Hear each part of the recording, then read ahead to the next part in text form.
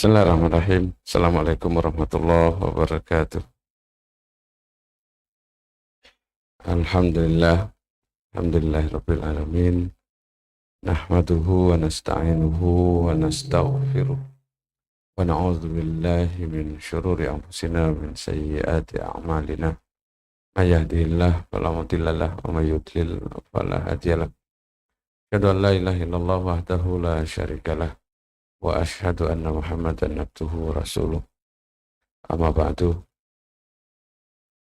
Puji dan syukur marilah senantiasa kita panjatkan kehadirat Allah Subhanahu wa taala atas semua karunia yang Allah berikan pada kita dan keluarga.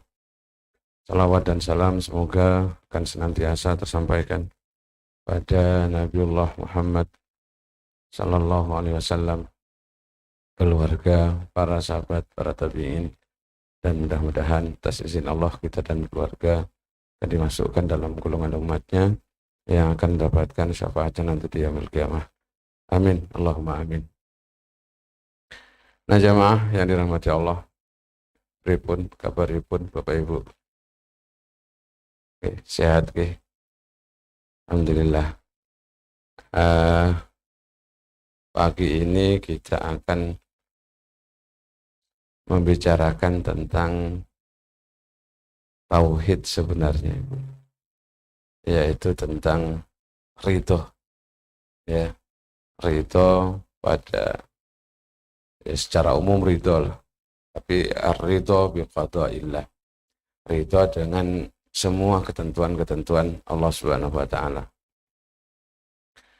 Nah jamaah yang dirahmati Allah, ada yang ini ridho ini kenapa? Saya enggak ridho pokoknya gitu. Maksudnya apa? Ikhlas. Berarti saya enggak ikhlas. Pokoknya saya enggak ridho. Sampai mati saya enggak ridho lah. Maksudnya apa? Enggak ridho. Berarti jadi berbeda. Makna ridho dalam bahasa Arab dengan ridho dalam bahasa Indonesia. Gitu loh. Nih. Jadi itu dalam bahasa sehari-hari memang betul, ya rela lah gitu. Tapi rela itu diterjemahkan ke Arab lagi, jadi maknanya beda, ya. Maka dalam bahasa sehari-hari ridho itu kemudian dimaknai sebagai ya senang hati aja lah, senang lah gitu, ya. Maka radhiyallahu anhum wa radu'an misalnya. Mudah-mudahan Allah senang ya kepada mereka dan mereka senang dengan ketentuan-ketentuan Allah Subhanahu wa taala. Ya terimalah, ya namanya senang itu kan. Ya pokoknya terimalah gitu. Nih. Nah, mengapa kita harus ridho? Mengapa kita harus terima? Mengapa kita harus senang? Ya.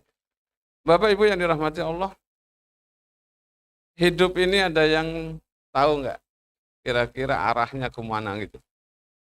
Hidup ini kan misteri ya. Iya, kadang angin itu berhembus dari barat, kadang angin itu berhembus dari timur. Ya, nggak pernah bisa diprediksi. Kadang hasil itu sesuai dengan yang kita inginkan, terkadang hasil itu juga nggak sesuai dengan yang kita inginkan. Ya, kadang orang itu baik, kadang orang itu jelek. Ya, nggak semuanya kemudian apa yang kita inginkan itu bisa didapat. Ya, maka karena hidup itu menjadi sebuah misteri yang hanya Allah yang tahu, maka bagi kita nggak ada pilihan lain kecuali nerima, ya, kecuali rela bahasanya atau senang dengan semua ketentuan-ketentuan Allah Subhanahu wa taala. Ya. Jenengan dalam kehidupan berkeluarga kan juga demikian. Enggak semua tingkah laku dari suami, enggak semua tingkah laku dari istri itu juga menyenangkan bagi kita. Ya. Tapi ya Allah sudah mentakdirkan beliau-beliau itu, mentakdirkan suami jenengan yang sekarang itu menjadi suami jenengan, mentakdirkan juga jenengan menjadi istri dari suami jenengan. Ya. Maka apa yang bisa kita lakukan? Ya berdamai dengan keadaan. Yes, pokoknya ridho lah. Yes, pokoknya rela lah gitu. Senang, ya. Ya anani ming senang dan senang lah bahasanya gitu, gitu. Ya kalau jangan pikirkan apa kemudian bisa merubah kenyataan. Ya. Oh, jangan pikirkan sampai sepaneng misalnya atau sampai stres kemudian jenengan itu. Ya.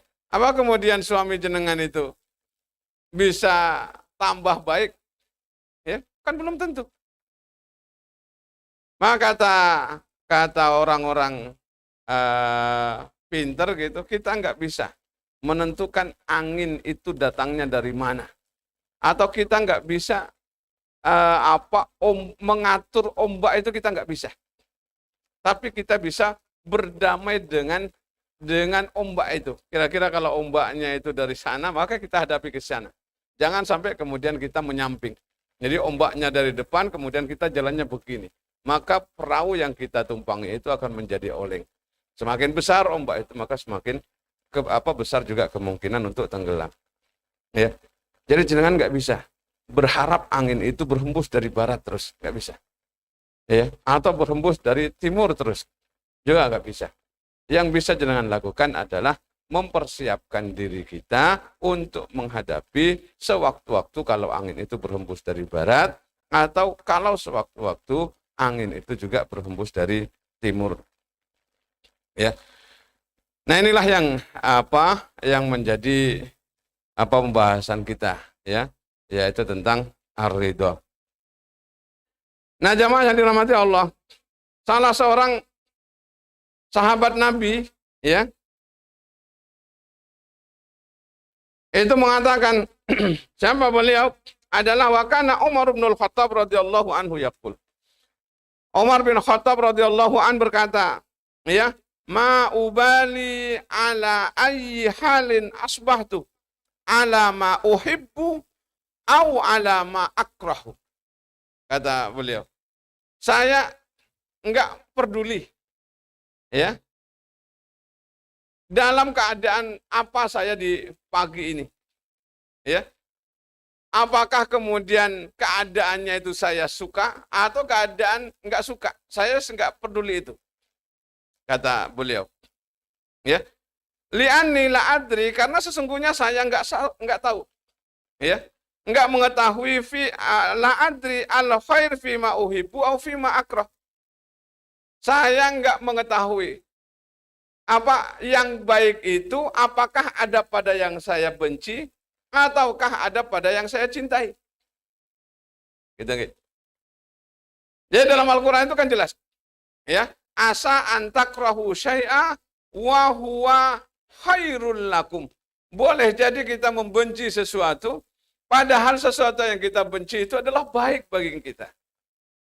Wa asa antuhibbu syai'a wa huwa syarrul lakum.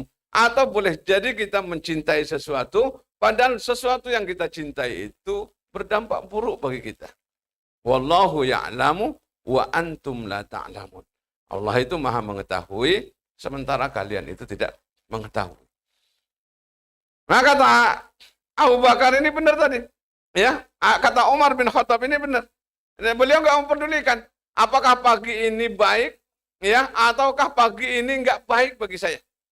Karena dia nggak tahu, beliau itu nggak tahu apakah yang tidak baik itu justru baik bagi saya, ataukah apakah yang baik itu justru berdampak tidak baik bagi saya.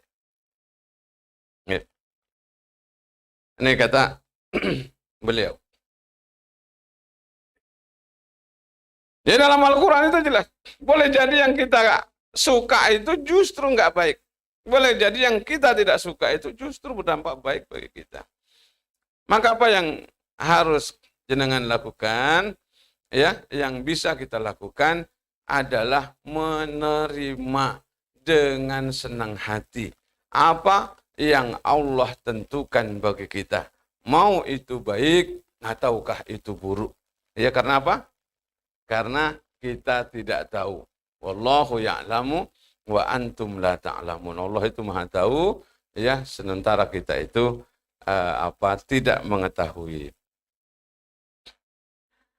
Nah, jamaah yang dirahmati Allah. Apa sebenarnya hubungan? Ya, kalau bahasa Arabnya alaqatun, ya al-alaqah as-sa'adah biridho. Apa ada hubungan nggak? Ya, antara as-sa'adah, sa'adah itu bermakna kebahagiaan, ya, dengan ridho. Ada hubungannya nggak, Bu, kira-kira? Ya, antara kebahagiaan, bahagia dengan ridho. Mantan badan. Ada. Ya. Jadi ada hubungannya. Ya. Jadi kebahagiaan kita itu tergantung pada sebesar apa keridhaan, kerelaan, kesenangan, keterimaan kita terhadap apa yang Allah tentukan. Ya. Kesengsaraan kita adalah sebesar apa kemudian kita nggak terima dengan ketentuan Allah. Dalam hadis disebutkan misalnya innallaha idza ahabba qauman ibtalahum. Sesungguhnya Allah itu kalau menyukai seseorang, mencintai seorang hamba, itu maka Allah kasih ujian, ibtalahum. Allah berikan ujian kepada orang itu. Ya. Maka faman sakhita falahu sukhtu waman radhiya falahur ridho. Orang itu kalau ketika diuji itu kemudian menjadi marah, menjadi murka, ya, maka murka Allah bagi dia. Tetapi kalau ketika diuji itu kemudian dia rela, dia senang dengan ujian Allah itu, ya, maka falahur ridho, maka bagi dia keridhaan Allah juga. Jangan menghadapi ujian betul. Ujian ini napa? Hah? Macam-macam ke? Ujian apa? Macam-macam lah. Diuji sehat. Ya, ujian sehat juga ya. Ya. Sehatan itu dipakai buat apa? Kalau sakit jelas lah ujian. Tetapi sehat itu juga ujian. Ujian apa, Mbak? Nggak, betul itu. Jadi miskin itu bukan cuma miskin ujian itu, tapi kaya itu juga ujian. Ya, ya sehat itu juga ujian. Dia pergunakan buat apa sehatmu itu? Ya, dia pergunakan buat apa kekayaanmu itu? Ya. Cuma sementara ini yang kita anggap ujian itu adalah kemiskinan, sakit, ya. Sementara ketika kaya dianggapnya enggak. Ya. Nah, biasanya manusia itu lolosnya itu ketika diuji dengan apa? Iya. Diuji dengan kemiskinan justru kita lolos. Tapi begitu diuji dengan sakit, dengan kekayaan, justru kadang-kadang kita enggak lolos.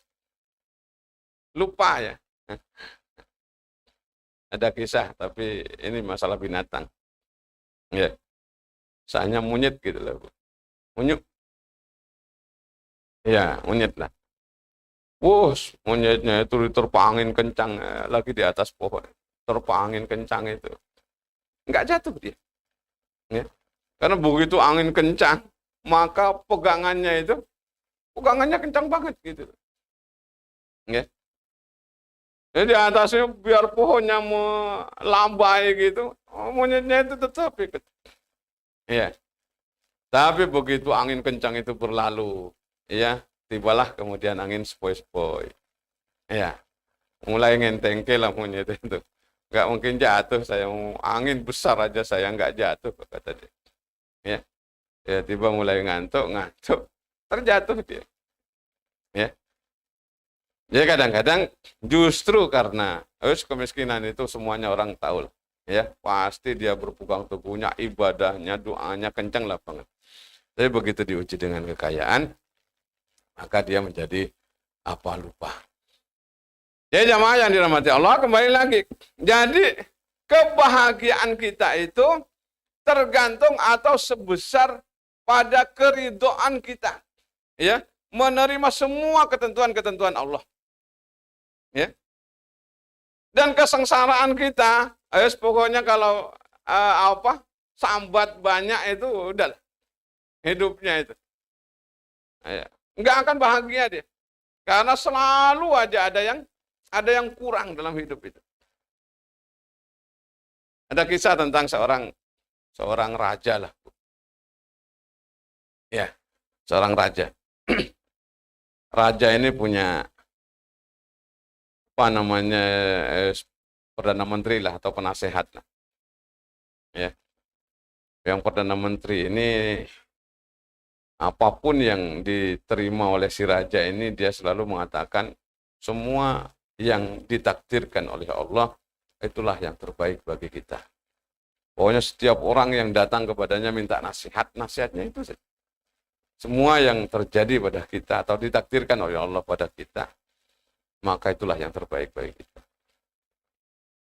Sampai suatu saat si raja ini ya mengalami musibah lah. Ya. Apa musibahnya? Ternyata tangannya itu menjadi kena apa ya, parang lah. Allahu a'lam. Ngapain juga raja motong-motong apalah gitu. Pokoknya ceritanya begitu loh. Ya. Ya pada waktu dia pegang parang, motong sesuatu itu, tanpa sengaja, tangannya ini, jarinya ini kemudian menjadi, ya, menjadi potong satu, hilang satu lah. Gitu. Ya, jadi raja itu kemudian menjadi murung lah bahasanya. Kenapa ini? Tiba-tiba si Perdana Menteri itu datang kepadanya. Ya, hai raja, semua yang terjadi pada engkau itu, ya, itulah yang terbaik bagi engkau. Kata si Perdana Menteri. Nah si raja ini agak tersinggung. Saya awalnya lengkap, ganteng gitu. Tiba-tiba kena ini kok kamu nasihatnya begitu, kata si raja ini. Akhirnya kemudian si Perdana Menteri itu ditahan. Tersinggung rajanya, ya sudah masukkan aja Perdana Menterinya ke dalam tahanan. Akhirnya dimasukkan ke dalam tahanan. Sebelum dia masuk ke tahanan itu, maka si Perdana Menteri itu masih bisa berkata-kata. Ya, semua yang terjadi pada saya, inilah yang terbaik bagi saya. Begitu kata si Perdana Menteri itu kepada si raja. Nah akhirnya beberapa bulan kemudian, dulu raja-raja dahulu itu kerjaannya hanya berburu saja. Saya nggak tahu. Terus ngurusi kerajaan sambil hobinya itu berburu. Ya. Maka dalam kisah si raja ini bersama para menteri-menterinya itu, ya, berburu. Ya namanya juga Perdana Menteri, kemana raja ngajak itu pokoknya ikut. Ya ternyata dalam kisah itu raja itu sudah terlalu jauh. Ya, berburu bersama Perdana Menterinya, terlalu jauh dari istananya, sampai masuk ke suatu perkampungan yang di situ ternyata ada satu kaum, ya, yang sedang ritual, ya, sedang melakukan ibadah, ya, melakukan ibadahnya itu adalah memberikan kurban kepada yang dia sembah, ya, ada leluhurnya lah. Ya, mengorbankan manusia. Ya, akhirnya kemudian si raja sama Perdana Menterinya itu ketangkap. Ya, ketangkap. Begitu raja dan Perdana Menteri ini kemudian ditangkap, maka satu demi satu, ya, orang-orang ini kemudian dikorbankan kepada sesembahan dia. Terakhir sampai kemudian giliran pada si raja. Ya, di matke gitu. Diperhatikan dari atas sampai ke bawah. Weh, ternyata ada cacatnya. Ya, jemarinya ini nggak lengkap gitu. Akhirnya kemudian kata kaum itu, kami tidak mengorbankan sesuatu yang tidak lengkap gitu loh bahasanya. Udahlah, kata si kaum ini kemudian kami lepaskan. Wih, si raja senang. Ya, buru-buru kemudian balik kemana? Ke kerajaan. Ya. Begitu sampai di kerajaannya, maka kemudian beliau itu teringat pada Perdana Menterinya yang dihukum. Ya. Akhirnya beliau memerintahkan pada pembantunya, tolong hadirkan Perdana Menteri ke sini. Ya. Setelah dihadirkan, Maka kemudian beliau itu baru, ya, hai Perdana Menteri, apa yang engkau katakan ternyata benar. Ya, semua yang terjadi itulah yang terbaik, kata si raja ini. Loh kok bisa raja? Iya, saya selamat dari pengorbanan satu kaum gara-gara tangan saya ini cacat, kata si raja itu. Tetapi si raja ini boleh bertanya, tapi saya bingung. Ya, kenapa waktu saya hukum kamu, kamu mengatakan kalau ini yang terbaik dari Allah buat saya, kata si raja itu. Perdana Menteri mengatakan begitu ketika dihukum itu. Ya iyalah raja, kata dia. Sebab kalau saya nggak dihukum berarti saya ikut bersama jenengan, bersama paduka gitu. Berarti saya juga termasuk orang-orang yang dikorbankan. Ya. Maka semua yang terjadi dan yang akan terjadi, maka biarlah yang itu terjadi. Ya. Atau bahasanya itu kita nggak bisa kecuali kita ridho atau terima. Ya. Dengan semua ketentuan-ketentuan Allah Subhanahu wa Ta'ala. Nah, jamaah yang dirahmati Allah, dalam hadis Arba'in. Ya, hadis Arba'in itu nomor berapa ya? Nomor 19 kayaknya. Ya. Nah, dalam syarahnya tapi nggih. Syarahnya itu. Nah, dalam syarah hadis Arba'in itu dikatakan ya bahwa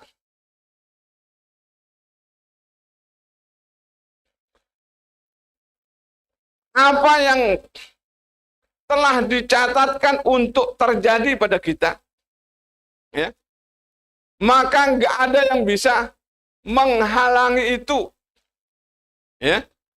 Dan apa yang ditakdirkan oleh Allah tidak akan pernah terjadi pada diri kita, maka tidak ada yang bisa menjadikan sesuatu itu terjadi pada kita.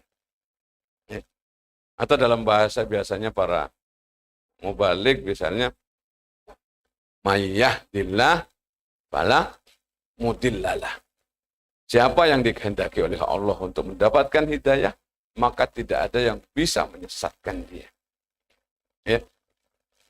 Kalau rezeki itu, ya, itu adalah jatah bagi kita, maka tidak ada yang bisa menghalangi rezeki itu untuk datang kepada kita. Tapi kalau ada rezeki itu misalnya bukan bagian dari kita, ya, bukan bagian kita lah gitu, bukan rezeki kita gitu. Ya. Maka juga sama. Tidak ada yang bisa memberikan rezeki itu datang kepada kita. Ada banyak lah kisah-kisah tentang itu. Ya. Misal siapa? Orang-orang kafir. Ya, ketika apa? Peristiwa misalnya hijrahnya Nabi. Ya. Orang-orang kafir itu kan mengepung Nabi. Ya. Terus mengepung semuanya. Dalam bahasa tarikh itu semua pembesar-pembesar Quraisy itu kemudian didatangkan. Ya. Untuk apa? Untuk membunuh Nabi Muhammad. Pada waktu peristiwa hijrah. Ya. Semuanya. Yang diundang itu adalah pembesar-pembesarnya. Biar apa? Biar tidak ada satupun kaum yang tidak terima. Karena semua perwakilannya itu sudah didatangkan. Ya. Maka kemudian setelah semua kaum itu ada, ya, kemudian rumah Nabi dikepung. Ya. Dikepung pun itu pun Nabi masih bisa keluar. Ya. Dengan ada yang mengatakan bacaannya dalam Quran surah Yasin itu. Ya. Jadi di depannya dikasih pagar, ya, kemudian sampingnya juga, pokoknya sampai mereka itu kemudian nggak bisa melihat. Jadi itu semua orang sudah berencana untuk membunuh Nabi, ya, tetapi Nabi masih bisa keluar untuk meminta kepada Ali untuk menggantikan beliau di tempat tidurnya. Ya. Sampai kemudian Ali berada di situ, kemudian beliau bisa melarikan diri, ya. Melarikan diri Nabi itu juga tidak langsung menuju ke arah Madinah, ya, tapi masih ke arah Yastrib, ke arah gua Sur lah gitu. Jadi andaikan sini Mekah, sini Madinah, Nabi itu tidak melarikan diri langsung ke sini, tapi masih ke timur. Ya, ya karena apa? Sebab dalam pikiran beliau, kalau saya langsung melarikan diri ke sini, waktu dikejar itu pasti ketemu. Ya, oh pasti dia larinya ke Madinah atau ke Yastrib waktu itu. Maka tinggal lari aja. Ya. Maka ketika Nabi lari itu mereka, orang-orang kafir Quraisy itu memberikan sayembara. Siapa saja yang bisa berhasil membunuh Muhammad, hidup ataupun mati, maka akan dikasih unta merah. Itu sudah harta yang paling mahal lagi. Maka mereka berlomba-lomba untuk mencari Nabi. Yes, dicarinya ke sana. Enggak pernah terbayangkan oleh kafir Quraisy itu kalau Nabi justru akan melarikan ke arah timur lebih dulu. Atau ke Gua Sur itu. Ya. Ya bayangan mereka, oh udah, ya dapat hadiah paling bagus, ya. Kemudian bayangannya udah begitu, ya. Ternyata nggak ketemu, ya. Karena justru Nabi itu melarikan ke arah timur, ya ke Gua Sur. Kalau jenengan naik sekarang Gua Sur itu kita jarang naik ke Gua Sur itu, paling dari bawah aja. Tapi ada yang naik, ya. Sudah ada jalannya lah ke atas gitu. Ya udah ada lampunya juga. Oke. Jadi mana di Mekah. Ya, biasanya jamaah itu banyak naiknya ke Gua Hira gitu loh. Ini Jabal Nur. Karena di atas sana ada tempat untuk salat. Biasanya berangkat jam 2, jam 3 malam, subuhan ada di atas. Kemudian habis salat subuh, mereka turun, pagi sudah ada di bawah. Biasanya begitu. Ya jamaah yang dirahmati Allah. Berikutnya tentang ridho itu, kita harus ridho pada apa tuh? Atau bahasa Arabnya itu biasanya disebut dengan bimanardo. Ya kita ridho itu terhadap apa? Ya.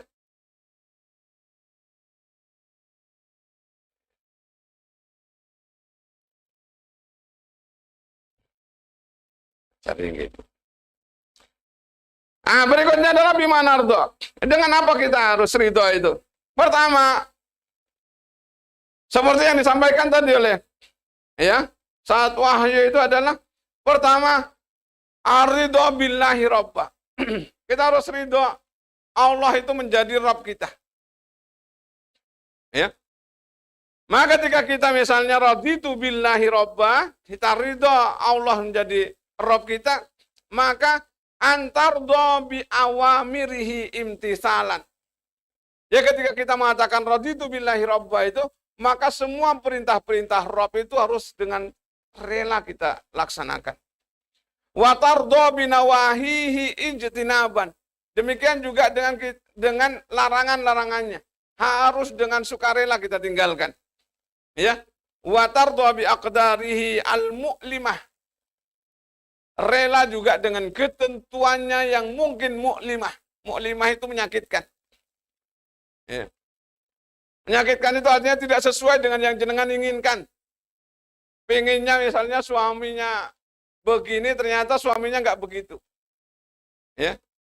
Maka termasuk pada ridho yang begitu itu, ya, ar-ridho bi'aqdarihi al-mu'limah. Ya, ridho dengan takdir-takdir Allah yang mu'limah, yang menyakitkan. Karena apa?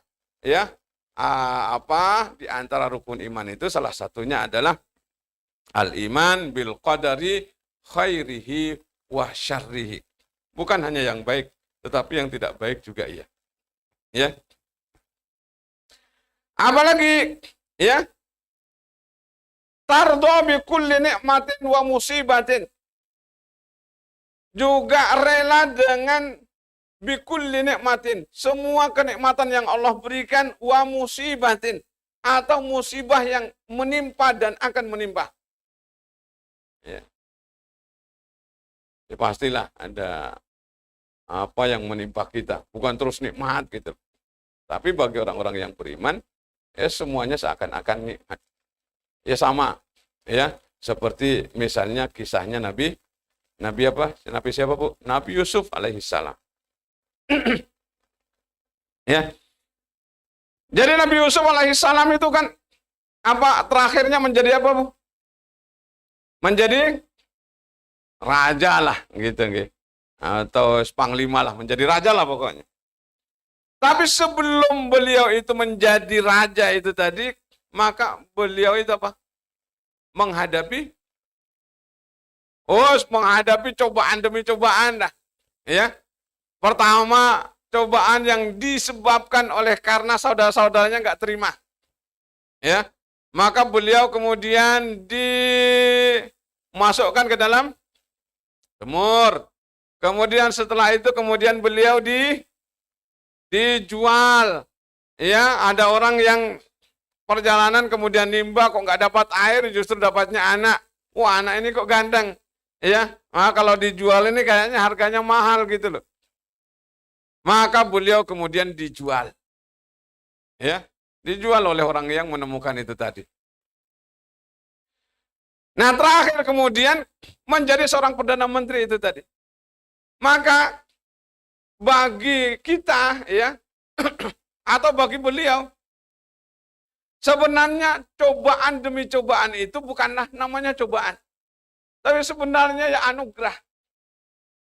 Sebab bagaimanapun endingnya beliau terakhirnya menjadi raja, ya, yang nggak akan menjadi itu sebelum itu tadi, ya. Jadi sebenarnya nikmat tapi dibungkus dalam bentuk cobaan, ya, cemplungke, dijual, terakhir kemudian dimasukkan ke dalam penjara, ya. Setelah di penjara kemudian beliau ada temannya yang tahu bahwa beliau itu menakwilkan, nanti kasih tahu pada raja, ya, tentang takwilnya karena rajanya itu bermimpi itu tadi, ya. Jadi jamaah yang dirahmati Allah, sebenarnya apa yang dialami oleh Nabi Yusuf itu, kalau bahasanya beliau itu bukanlah cobaan, tapi anugerah-anugerah, ya. Cuma anugerahnya itu ada yang berupa cobaan, ada yang berupa kenikmatan, ya. Ya, terakhir itu kemudian beliau diselamatkan, kemudian diangkat menjadi raja. Ya. Nah, jenengan juga barangkali sama. Ya. Jenengan mungkin menghadapi berbagai macam cobaan, tapi akhirnya kemudian jenengan menjadi orang yang berhasil. Maka ungkapan dalam bahasa Arab itu misalnya la ta'jaban min halikin kaifa hawa bal fa'ajaban min salimin kaifa naja. Jadi kalian itu tidak perlu kaget, nggak perlu heran bagaimana orang itu menjadi gagal, ya.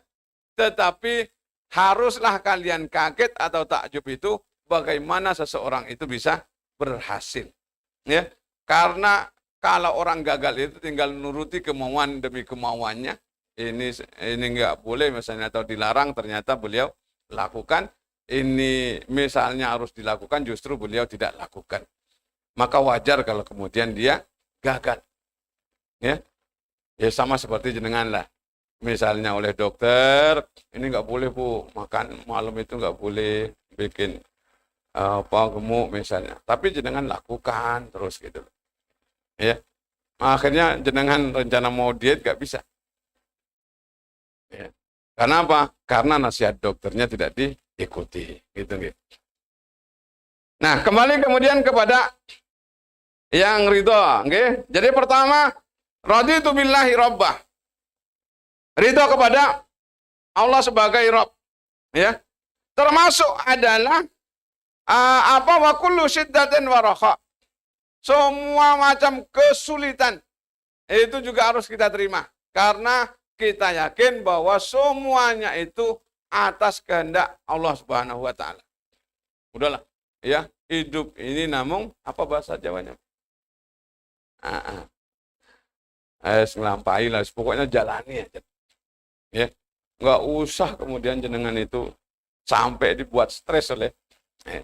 Semuanya sudah ada jalannya masing-masing. Yang satu diuji dengan materi, yang satu diuji dengan masalah anak, yang satu barangkali diuji dengan masalah suaminya. Ya, udah, pokoknya semuanya, ya pasti diuji. Dalam Quran demikian juga, wala nabluwannakum bisyai'in minal khauf wal ju' wa naqsi minal amwali wal anfusi was samarat wa basyiris sabirin. Jadi masing-masing orang itu pasti diuji. Ya. Coba bagi orang-orang yang misalnya nggak bisa terima, seakan-akan ujian dia itu paling berat. Padahal yang lain juga ujiannya ya berat lah gitu. Oke. Itulah macam-macam ujian tadi. Nabluwannakum bisyai'in minal khauf, rasa takut. Rasa takut ini nggak bisa dihindari. Wajar. Ya, dulu saya misalnya takut nggak punya anak. Ya, begitu punya anak, takut anak jatuh, takut anak ini, takut anak hilang. Pokoknya takut semuanya. Ya. Jenengan juga mungkin sama. Ya. Takut anak pergi misalnya, takut sama siapa dia, gimana di jalan. Takut. Ya, itu al-khauf. Nah, kapan kita bisa mengatasi itu? Ya sudah, pasrahkan semuanya kepada Allah Subhanahu wa taala. Apa yang akan terjadi dan menimpa pada dia itu sudah tertulis sebelum dia lahir ke dunia ini. Ya. Kapan wafatnya, kapan matinya misalnya. Ya, kemudian di jalan ketemu sama apa? Itu sudah semuanya tertulis ya di Lauhul Mahfuz sana. Jadi manage lah rasa takut itu tadi. Ya, jangan sampai kemudian berlebihan kemana-mana anak ditutki. Ya, pergaulannya gimana misal. Udah, yang penting jenengan sudah mengarahkan pada yang baik.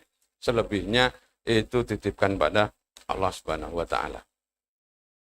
Ya. Termasuk juga tardo idzab tanaka. Ya ridho ketika diuji. Tardo idza wada'aka fi sijni wahidan faridan. Termasuk juga ketika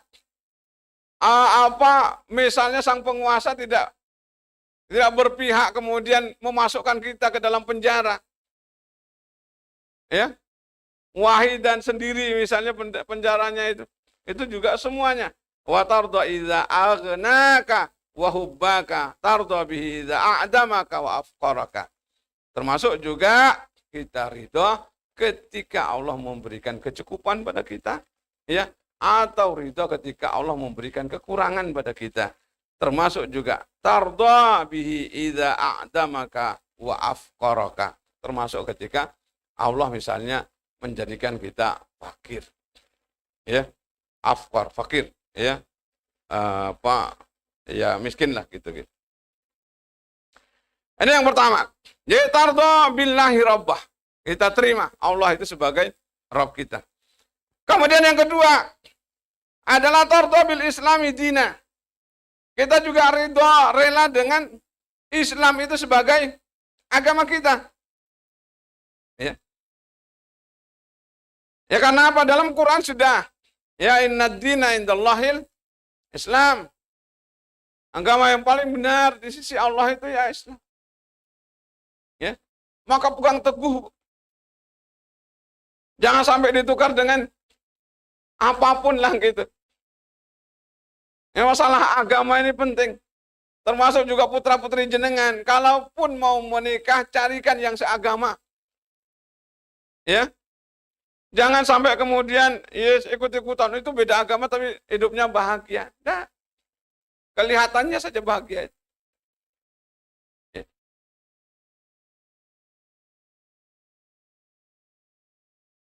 Maka fama fil islami min hukmin au amrin au nahyin. Nah, dalam agama Islam itu ada hukum, ada perintah, ada larangan. Fa innaka tarda anhu tamamur ridha. Maka bagi kita itu harus melaksanakan perintah atau meninggalkan larangan itu dengan tamamur ridho. Dengan ridho yang sempurna lah gitu. Pokoknya apa yang diperintahkan oleh Allah lakukan, apa yang dilarang oleh Allah itu tinggalkan. Ya. Maka bahasa hadisnya itu tadkhulul jannata bisalami. Kita akan masuk ke dalam surga itu dengan penuh keamanan. Ya. Walau khalafa hawaka. Walaupun itu berbeda dengan hawa nafsu kita. Ya. Jadi nafsu kita pengen begini, ternyata Islam melarang. Maka jangan ikuti hawa nafsu itu.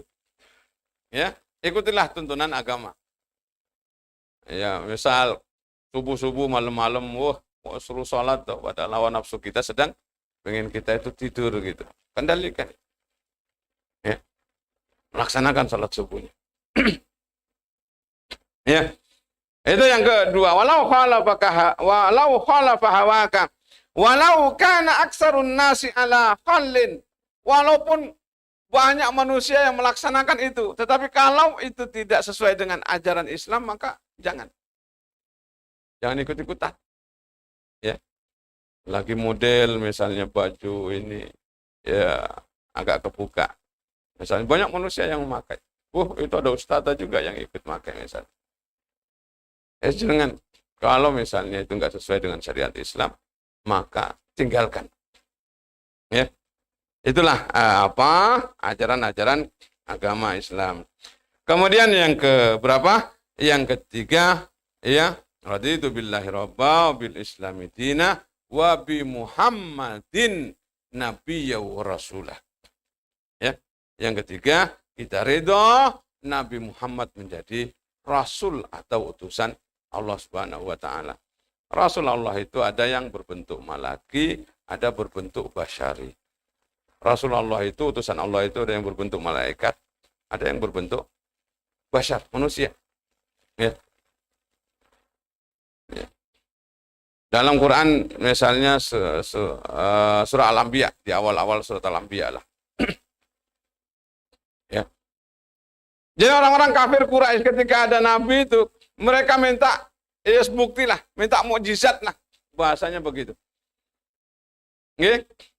Kemudian Allah mengingatkan mereka, orang-orang kafir Quraisy, ya, dulu umatnya Nabi Musa itu juga sama, minta mukjizat, minta bukti. Begitu bukti itu ditampakkan, ternyata mereka tetap ingkar.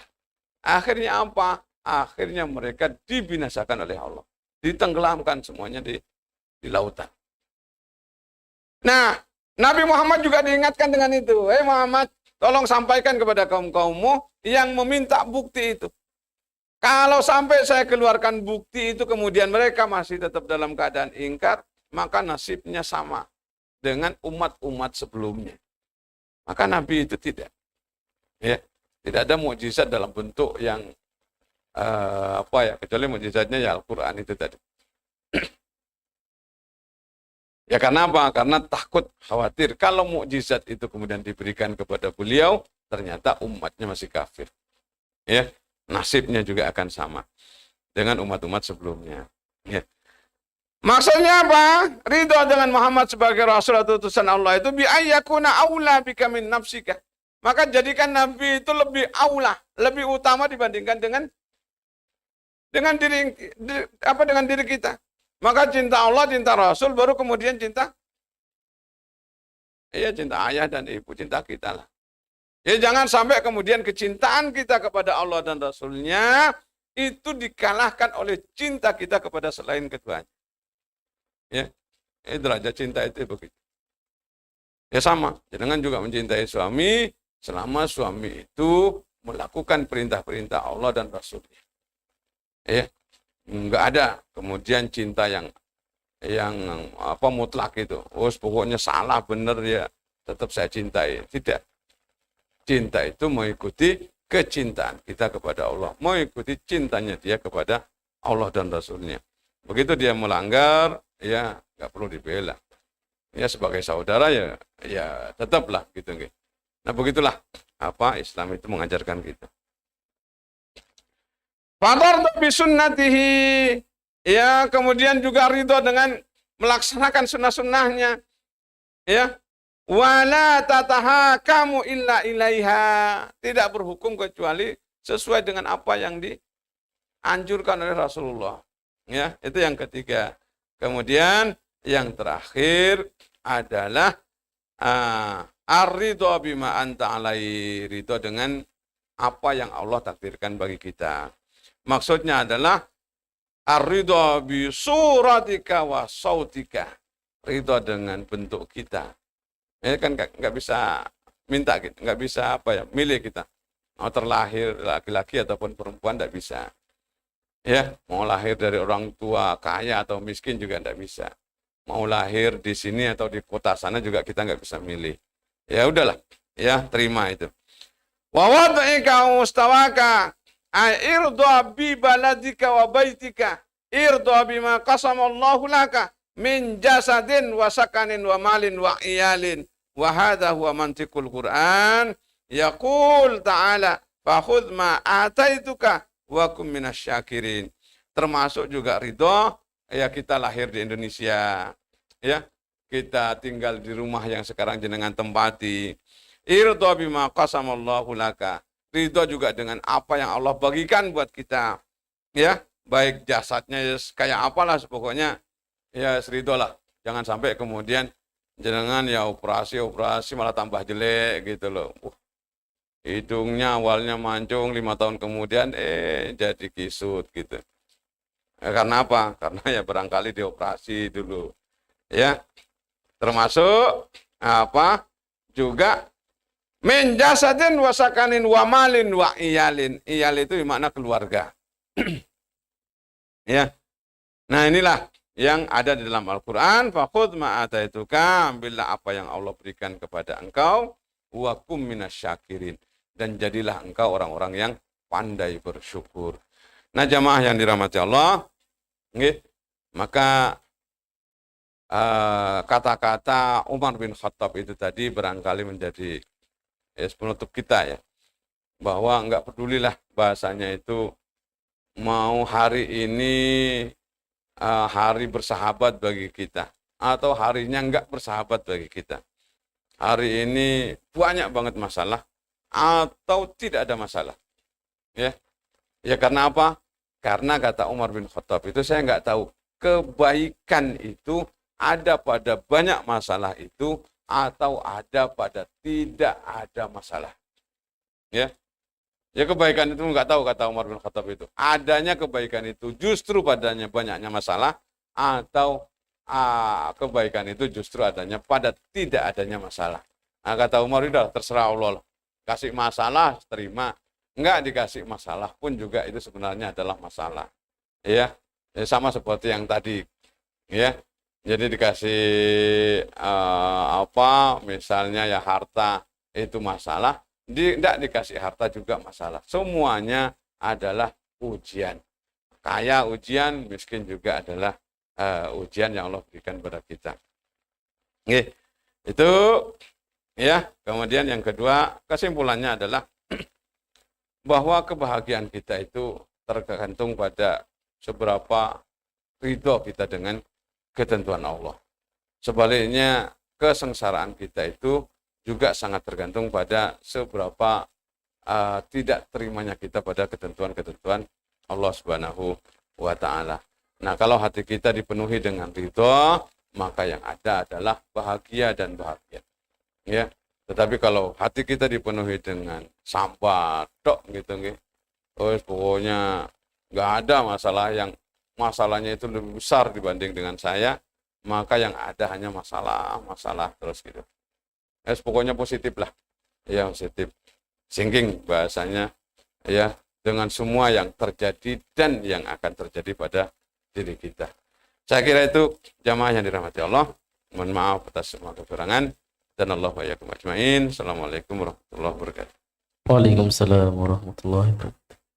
Alhamdulillah tadi disampaikan mengenai ridho, dan ada 3 hal terkait ridho ya, ridho pada Allah, pada Rasulnya, pada agama ini, dan juga atas segala ketetapan Allah. Ya, semoga Bapak Ibu juga ridho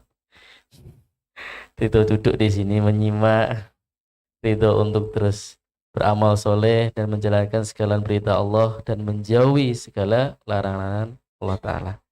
Mengenai bab ridho niki, ada yang ditanyakan dari jamaah? Wonten? Simbah? Oh nggih. Mas Arfian? Mik bah pakai kerudung ungu, jilbab ungu. Nggih. Monggo Simbah.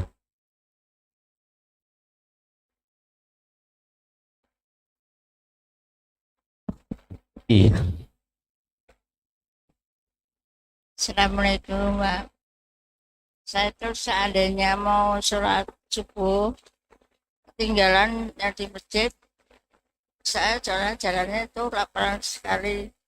Itu gimana? Kalau Telepon, Mbak. Salat subuh. kalau mau sholat subuh itu baru mandi. Terus kan saya mau ke masjid itu, nanti kalau udah selesai mau ke masjid. Jauh masjidnya itu, Oh, nggih. ketinggalan bisa.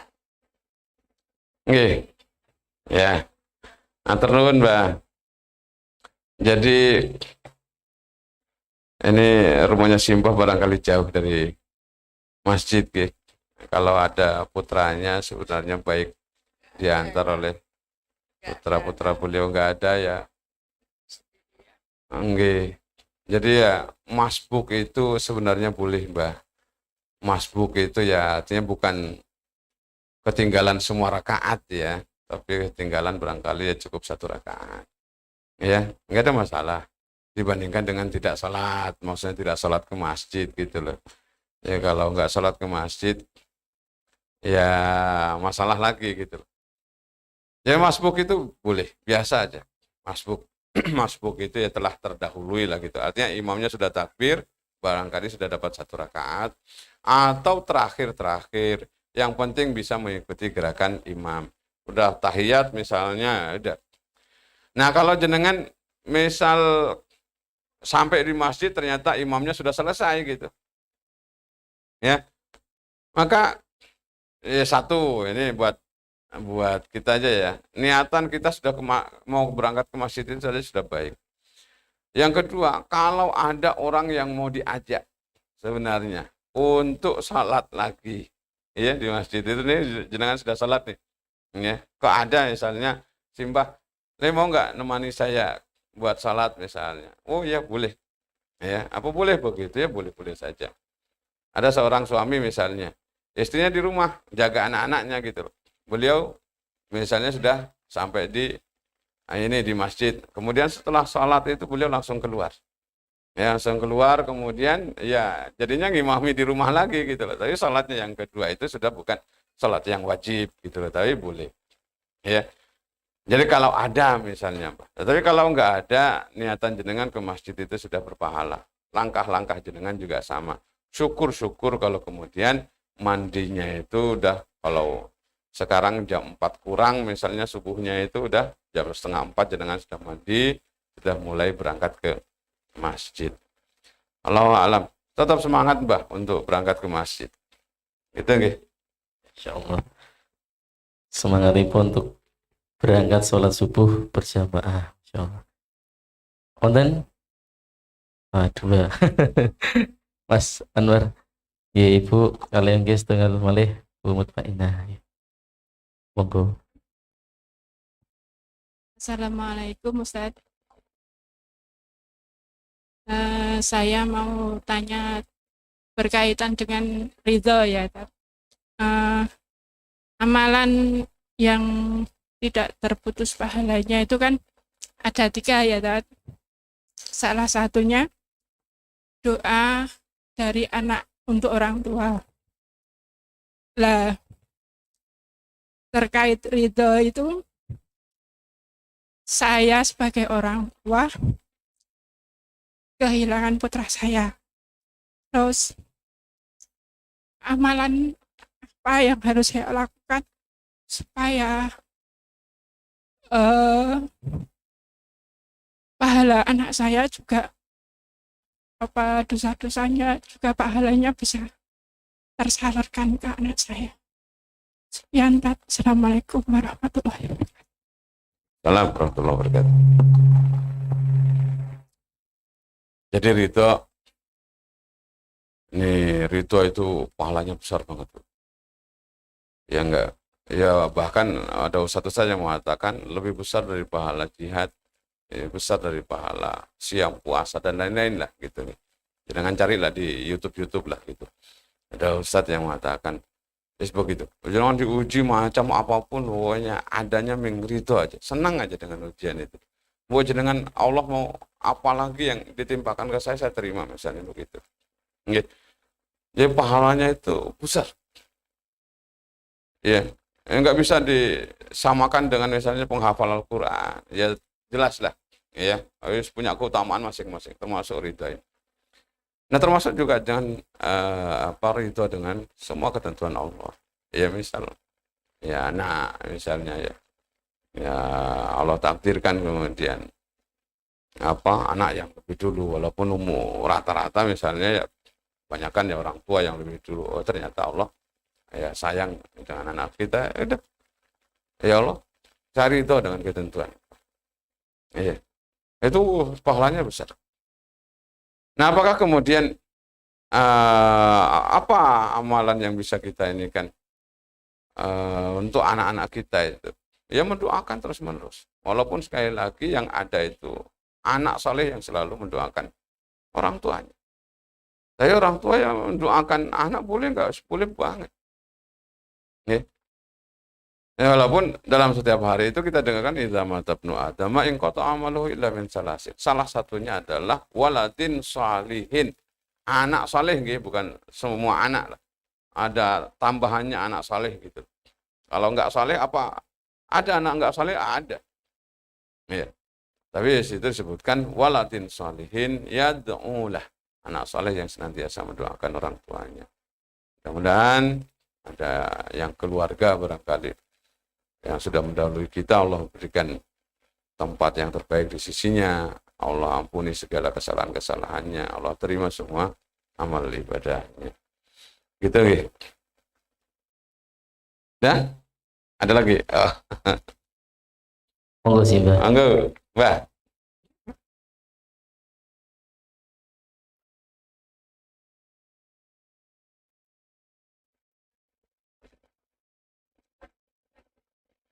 Oke, Pak. Sudah bisa aja. Assalamualaikum warahmatullahi wabarakatuh. Ini masih mengenai ridho ya Pak. Mohon penjelasannya mengenai ridho orang tua itu ada ridho Allah. Itu saja Pak.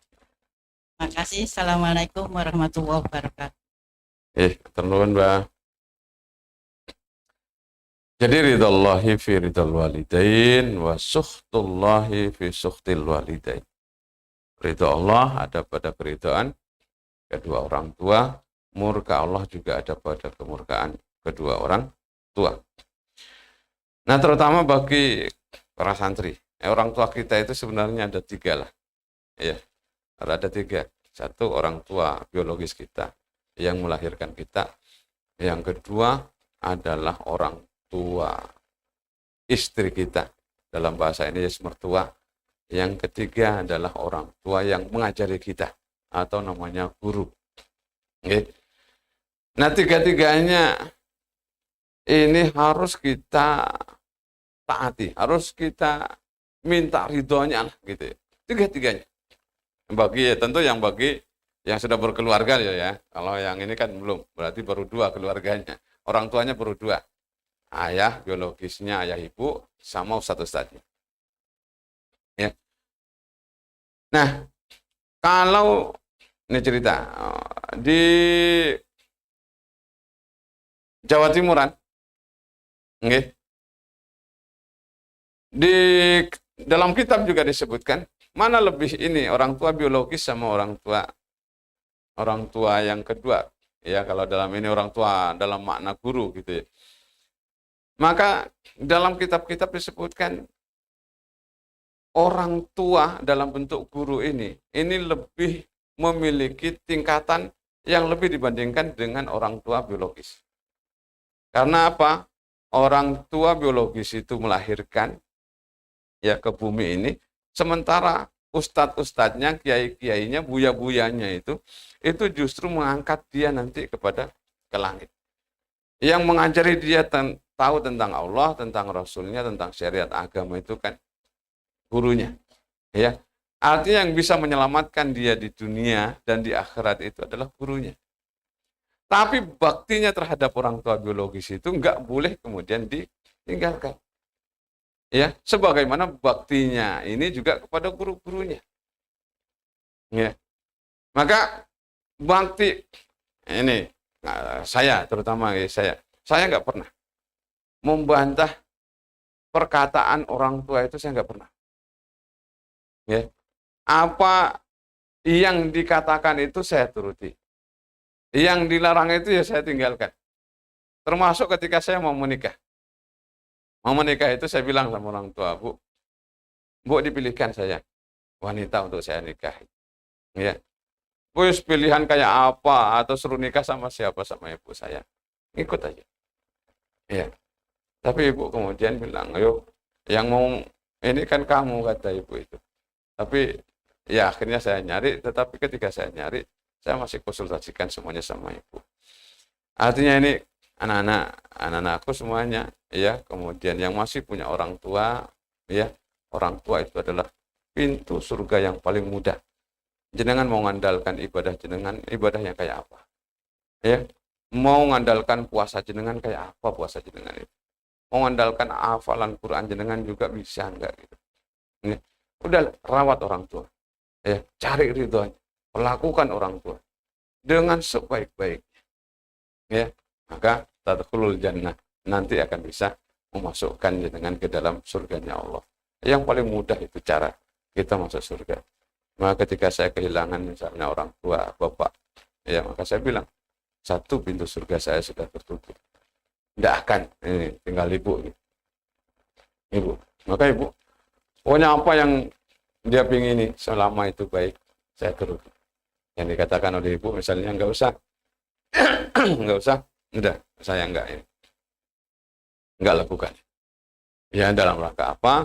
Dalam rangka mencari ridhonya ibu. Ya kalau ibu ridho saya lakukan, ibu nggak ridho saya tinggalkan.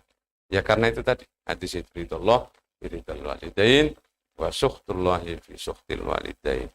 Jangan pernah malu, apalagi ya punya orang tua malu, Pak, saya punya orang tua jenengan ya, miskin atau apa, jangan.